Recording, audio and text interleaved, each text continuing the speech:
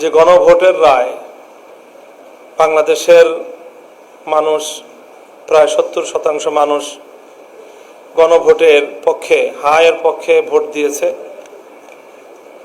দুর্ভাগ্যজনকভাবে নির্বাচিত সরকার গণভোটের রায় কার্যকর করার ক্ষেত্রে নানা ধরনের ছলচাতুরি এবং টালবাহানার আশ্রয় নিচ্ছে এবং সুস্পষ্টতই মানুষের ম্যান্ডেটকে তারা শুধু উপেক্ষা নয়, উপহাস এবং জনগণকে অপমানকর নানা ধরনের বক্তব্য জাতীয় সংসদের ভিতরে এবং বাইরে অব্যাহতভাবে তারা দিয়ে চলেছেন। বাংলাদেশের রাজনৈতিক এবং রাষ্ট্রীয় কাঠামোর যে আমূল সংস্কারের আকাঙ্ক্ষা নিয়ে জুলাই বিপ্লব হয়েছিল, হাজারো মানুষের রক্ত এবং জীবন, হাজার হাজার মানুষের বঙ্গুত্ব বরণের মধ্য দিয়ে ফ্যাসিবাদ বিরোধী, বৈষম্য বিরোধী যে আন্দোলন বাংলাদেশে পরিচালিত হয়েছে এবং সেই জুলাই অভ্যুত্থান পরবর্তী বাংলাদেশে যে জন আকাঙ্ক্ষা তৈরি হয়েছিল, অন্তর্বর্তীকালীন সরকার বিভিন্ন রাজনৈতিক দলগুলোর সাথে দীর্ঘ মতবিনিময়ের মাধ্যমে তারা যে সংস্কার প্রস্তাবনা তৈরি করেছে, আমাদের প্রত্যাশা ছিল যে নির্বাচন পরবর্তী সময়ে অন্তত সংস্কার বিষয়ে জাতীয় ঐক্যমত্য থাকবে, সরকার এবং বিরোধী দল আন্তরিকভাবেই সংস্কার প্রস্তাবনাগুলো বাস্তবায়ন করবে। কিন্তু আমরা লক্ষ্য করছি যে 133টি অধ্যাদেশের মধ্যে জনগুরুত্বপূর্ণ নীতি নির্ধারণী এবং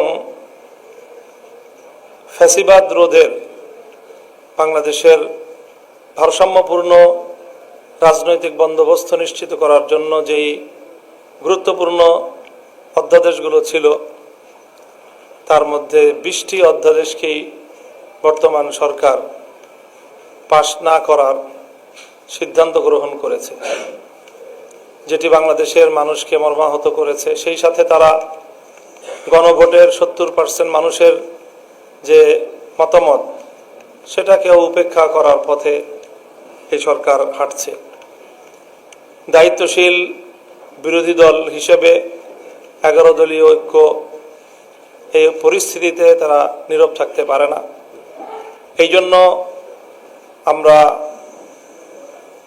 জাতীয় সংসদে আমাদের সংসদ সদস্যবৃন্দ অব্যাহতভাবে সংস্কার বাস্তবায়ন করার জন্য, বিশেষ করে অন্তর্বর্তীকালীন সরকারের আমলে ঐক্যমত্য কমিশনে যে সকল প্রস্তাবনাগুলো গৃহীত হয়েছে এবং সেই আলোকে যে জুলাই সনদ হয়েছে এবং যে সকল অধ্যাদেশগুলো জারি হয়েছে, সেই সকল অধ্যাদেশগুলো আইনে পরিণত করার জন্য দাবি জানিয়ে আসছে।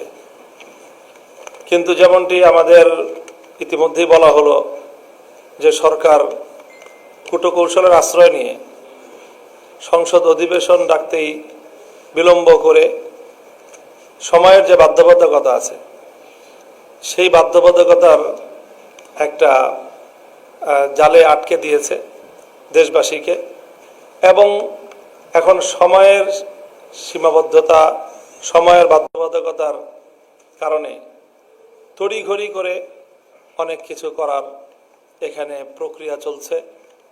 আগামী 12ই এপ্রিল পঞ্জিকা দিবসের যে সংসদ অধিবেশনের 30 কর্মদিবস সমাপ্ত হওয়ার যে টাইমলাইন, সেটাকে কেন্দ্র করে এখন সকাল বিকাল এবং বন্ধের দিনেও সংসদ অধিবেশন পরিচালনা করার এই পথ অবলম্বন করতে হয়েছে। যাই হোক, সবকিছু মিলিয়ে আমরা মনে করছি যে বর্তমান সরকার দেশের জন আকাঙ্ক্ষাকে উপেক্ষা করে তারা একদলীয় শাসন ব্যবস্থা কায়েম করার বিপজ্জনক পথের দিকে অগ্রসর হচ্ছে। যেই ফ্যাসিবাদকে বাংলাদেশের মানুষ অনেক সংগ্রাম, অনেক রক্ত, অনেক লড়াই, অনেক জীবনের মাধ্যমে বিতাড়িত করেছিল, বর্তমান সরকারের কার্যক্রম আমাদেরকে আবার শঙ্কিত করে তুলছে যে তারা আবার ভিন্ন রূপে সেই ফ্যাসিবাদকেই বাংলাদেশে ফিরিয়ে আনতে চায়। সেই ক্ষেত্রে আমাদের দৃঢ় প্রত্যয় এবং আমাদের ঘোষণা হলো ফ্যাসিবাদের এই প্রত্যাবর্তনকে আমরা আবার যে কোনো মূল্যে রুখে দেব ইনশাআল্লাহ। সেই লক্ষ্যে আমরা ধীরে ধীরে আমাদের এই আন্দোলনকে এবং আমাদের এই কথা আমরা জাতির কাছে উপস্থাপন করছি।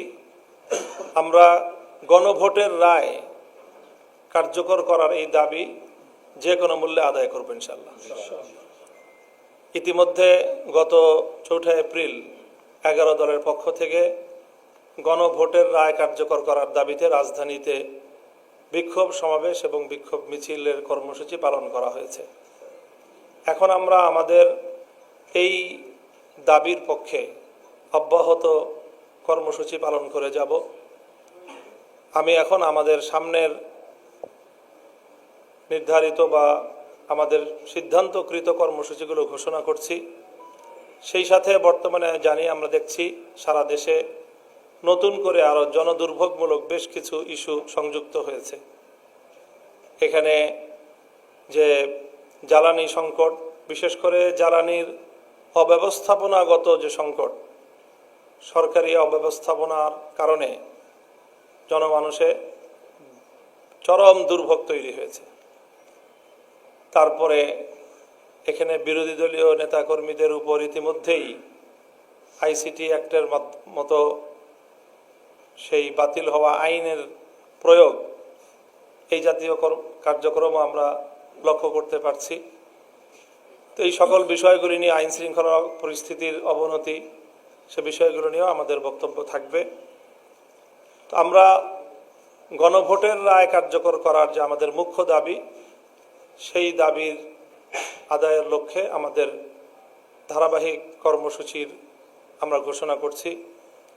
আমরা এই ব্যাপারে জনসচেতনতা তৈরি করার জন্য 11 দলের পক্ষ থেকে লিফলেট বিতরণ করা হবে।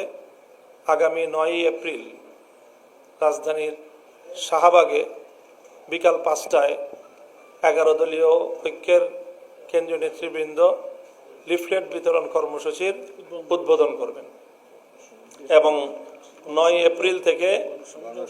এপ্রিল থেকে সপ্তাহব্যাপী এই গণসংযোগ এবং লিফলেট বিতরণ কর্মসূচি দেশব্যাপী পালিত হবে। 9 এপ্রিল বিকাল 5টায় শাহবাগে গণসংযোগ এবং লিফলেট বিতরণ কর্মসূচির আনুষ্ঠানিক উদ্বোধন হবে। 11 এপ্রিল দেশের সকল মহানগরীগুলোতে এই দাবি আদায়ের লক্ষ্যে বিক্ষোভ কর্মসূচি পালিত হবে। 12 এপ্রিল সকল জেলায় বিক্ষোভ কর্মসূচি পালিত হবে।